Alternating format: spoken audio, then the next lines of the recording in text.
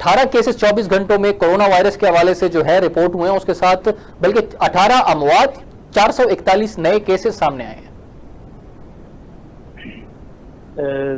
हारी साहब, बात ये तो खैर से मुतवक्का थी कि मुहर्रम जब शुरू होगा तो, क्योंकि ये अवामी इज्तिमा है बेसिकली बुनियादी तौर पे, तो जब जहाँ लोगों का हुजूम होगा वहाँ पे ये चीज़ जाहिरी सी बात थी, और वही हो रहा है जिसका हमें तवक्का भी थी, और एक तरह से यूँ कह लीजिए कि हमें उम्मीद भी थी कि ये अगर एहतियात नहीं की गई तो इसका नतीजा ये हो सकता है। अभी तक तो हम ये कर रहे हैं, लेकिन चलें, एक खतरा जो अभी भी मौजूद है वो ये है कि आने वाले दिनों में ये चीज़ें बढ़े ना, क्योंकि ये मुहर्रम के बाद फिर सफ़र है, फिर रबी अव्वल भी हमारे सामने। असल में जहाँ जहाँ इंसानी इज्तिमात होंगे, जहाँ जहाँ लोग जमा होंगे, वहाँ तो ये सब चीज़ें होंगी। और यानी कि हम समझ लें कि रबी अव्वल तक हम 3 महीने तक तो सितंबर, अक्टूबर, नवंबर के आखिर तक हम ये तवक्का नहीं कर सकते कि हमने हालात कंट्रोल कर लिए। तो सर हम इसको बहैसियत कौम, बहैसियत इंसान हम क्यों इसको एक्सेप्ट नहीं कर रहे हैं कि भाई कोरोना एक वायरस है जो कि जानलेवा है। ईद की शॉपिंग को हम निकल पड़ते हैं, ईद के लिए कुर्बानी का जानवर हो, उसमें हम SOPs की धज्जियां उड़ाते हुए जो है खरीदारी करते हैं। फिर इस तरह के मजहबी जो हमारे त्यौहार हैं उनको भी हम SOPs का कोई ख्याल नहीं करते हैं। फिर तो कभी नहीं कोरोना खत्म होना सर। ये इसकी वजह यही है कि हमने ईद का जब वक्त आया हमारे सामने, बकर ईद आई, लोग उसी तरह छलांगे मारते हुए उड़ते हुए जा रहे हैं, उन्होंने कोई SOPs नहीं, कोई ख्याल नहीं।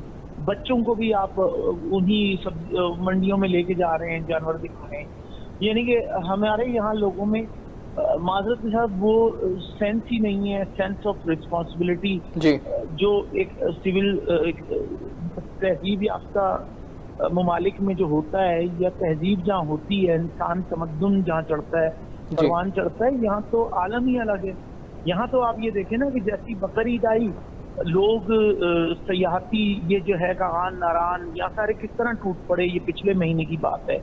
यानी कि आलम ये था कि ईद की छुट्टियां थी और लोग नथिया गली से लेके लोगों ने कोई जगह नहीं छोड़ी, बिल्कुल। और उसके नतीजे में उन होटलों में कोरोना के केसेस आ गए, कान तक ये पूरा एरिया अफेक्टेड हो गया। तो फिर आप कैसे तवक्का करेंगे? सितंबर में तो वैसे टूरिज्म थोड़ी कम हो जाती है, लेकिन आलम तो वही है ना, लोगों का कोई ख्याल नहीं है। होटलों के ना मालकान आपको ये बताएंगे, मालकान तो नहीं है दिलियात में, इन जगहों पे होटल आमतौर पे मालकान ने ठेकों पे दिए होते हैं, तो ठेके वाले के लिए वैसे ही पिछला साल बड़ा मुश्किल गुजरा है पिछली, तो अब वो इस साल किस तरह से कवर करेगा? तो नामुमकिन सी बात है। और लोगों में वैसी नहीं है, आप कभी जाएं ठंडियानी तो आप जाएं, लोगों ने वहाँ पे कचरे भी फेंके हुए। जिन लोगों में शऊर ही नहीं है कि हमने अपने आप को किस तरह रहना है। फिर ये इस्लाम हमें सिखाता है कि सफाई निस्फ ईमान है, हमारे पास तो निस्फ ईमान इस तरह से ही चला जाता है। बाकी चीज़ें आ गई हैं, SOPs, हमने ख्याल रखना है, चीज़ें करनी है, हमारे में ये चीज़ नहीं है। हम सऊदिया को देखते हैं, हम खाना काबा की तरफ देखते हैं, वहाँ देखें कि उन्होंने कितनी SOPs के साथ सारा सिस्टम कर दिया था।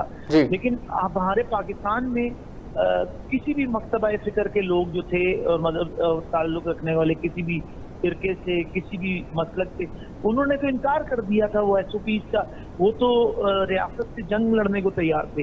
हालांकि सर ये हमारी कमजोरी तो आवाम की है, लेकिन इसमें क्या रियासती इदारे जो हैं जिन्होंने हमेशा इस मौके पर फ्रंट लाइन पर रहे हैं, उन्होंने कुर्बानियां भी दी हैं, शहादतें भी दी हैं, जो सिक्योरिटी फोर्सेज हैं, तो इस तरह के इवेंट्स में क्या हम इस वक्त ये समझें कि यार ये उनकी नाकामी थी कि वो SOPs पर अमल नहीं करवा सके, या ये हम अपनी गलती अब हमें तस्लीम करनी होगी कि आवाम की गलती है कि हम लोग खुद नहीं इसको एक्सेप्ट करते?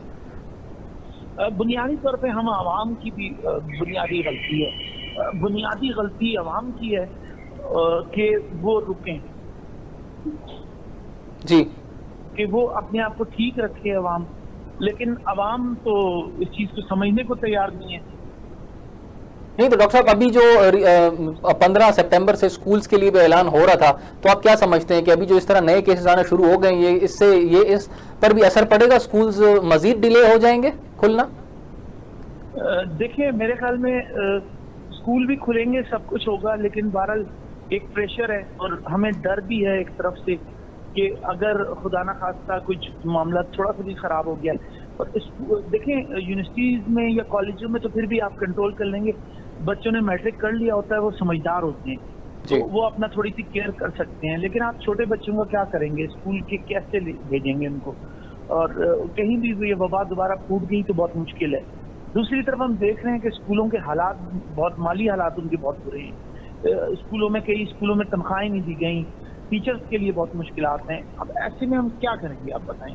हुकूमत को इस वक्त रियासत को सामने आके तमाम स्कूलों के जिनके हालात को सामने वो रखे, उनके डेटा को सामने रखे, वो सारी चीज़ों को भूल के उसने एक ही सिस्टम किया हुआ है, वो तमाम स्कूलों को एक ही लाठी से हाँक रहे हैं। आप देखेंगे सरकारी स्कूलों में वैसे कौन सी पढ़ाइयाँ होती हैं। अगर हम कहेंगे सरकारी स्कूलों में बहुत अच्छे हैं, अगर सरकारी स्कूल इतने अच्छे होते तो हमारे MNA MPA हमारी ब्यूरोक्रेसी, किसी का बच्चा सरकारी स्कूल में नहीं पढ़ता, और आप उसको पैसे भी दें कि ये किताबें भी मुफ्त हैं, वो नहीं पढ़ेगा, वो हमारी किसी यूनिवर्सिटियों में नहीं पढ़ेगा किसी ब्यूरोक्रेट का बच्चा, क्योंकि उसने बाहर जाना है, उसके लिए जिंदगी आसान है।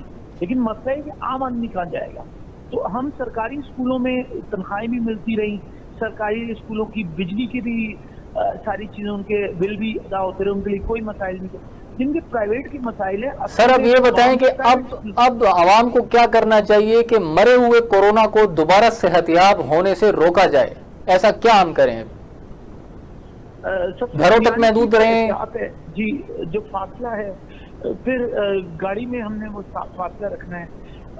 अगर आपको थोड़ा सा भी अलामतें महसूस होती हैं या अलामत नहीं भी होती, मुझे लगता है कि हमें अपनी फैमिली से, घर बार वालों से, सबसे थोड़ा सा दूर रहना होगा।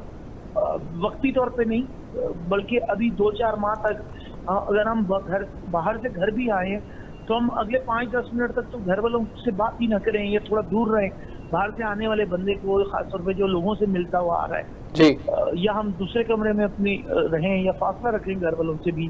कोई 4-6 महीने हमें ये करना, मतलब जो हालात शुरू में थे जनवरी फरवरी में, वही हालात दोबारा से आप को नजर आ रहे हैं कि जो भी केसेस बढ़ना शुरू हो गए हैं, तो खुदा न ख्वास्ता वही हालात दोबारा से आ जाएंगे? सर देखिए, एक तो ये मतलब कोरोना टाइप की चीजें, वायरस है वो, और वायरस और बैक्टीरिया में वैसे बुनियादी तौर पे तो फर्क ही होता है ना।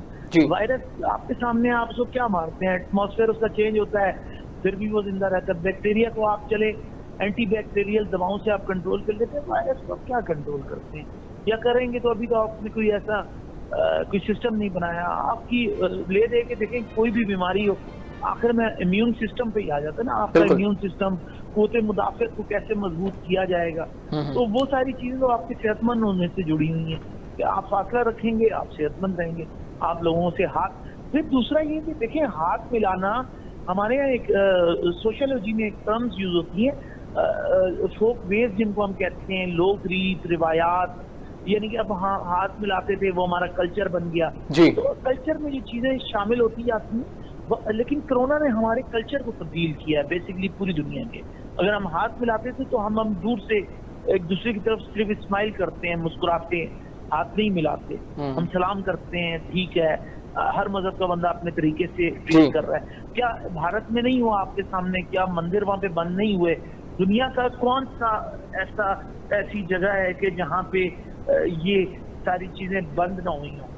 और सर भारत की निस्बत तो हमारा बहुत अल्हम्दुलिल्लाह अच्छे हालात हैं। भारत को तो भी कल जो है मलेशिया ने अपनी उनकी फ्लाइट्स और उनके लोगों को जो है उनकी एंट्रेंस मलेशिया के अंदर बंद कर दी। उसकी वजह ये थी कि भारत में एक बड़ी कसीर तादाद में जो है लोग मुतासिर हैं कोरोना से। उनकी निस्बत तो हम कदरे बेहतर है, लेकिन अभी जो ये रिसेंट अमवात हुई हैं, 18 अमवात 24 घंटे के अंदर, 441 नए केसेस, तो ये एक तशवीशनाक चीज है। देखिए, ये मुहर्रम का रिएक्शन भी है ना, हमारे सामने 9-10 मुहर्रम गुजरे हैं, लोग एकदम से सड़कों पे आए, लोग बहुत बड़ी तादाद में सड़कों पे थे, और फिर ये देखेंगे वहाँ कितना फासला रखा जा रहा था। आप जितना भी रखें, बुनियादी तौर पे तो अवामी इज्तिमा थे ना, फिर उसके बाद अब मजलिसें जितनी हो रही हैं, ये रबी अव्वल तक चलेंगी लोगों के घरों में, उसमें या तो वो फासला रख सकें तो रख लें तो बेहतर है। लेकिन मजहबी मामलात ऐसे हैं कि जिनसे अगर आप बात करते हैं, मस्जिद में जुमे की नमाज में अगर आप फासला कहते हैं, मैंने कई देखे कि जुमे की नमाज से पहले तो फासला था बरकरार, जैसे ही मौलवी साहब ने वो शुरू की कि अब आगे बढ़ने लगे, नमाज शुरू करने लगे, तो एकदम से रश बढ़ गया। रश बढ़ा तो वो फासला खत्म हो गया। वो डिस्टेंस तो आपने रखना है ना। गेट पे जो आपका पुलिस वाला खड़ा हुआ है मस्जिद के बाहर, वो महज मुझे लगता है वो सिर्फ खड़ा ही रहता है, माजरत के साथ वो इस काबिल नहीं है। और हमें अपने तमाम पुलिस के खास तौर पे कांस्टेबल जितने हैं, हमने जो ये संतरी कांस्टेबल जितने हमने भर्ती किए हैं, मुझे लगता है कि इन सबको दोबारा। डॉक्टर साहब बहुत शुक्रिया, आपने वक्त दिया।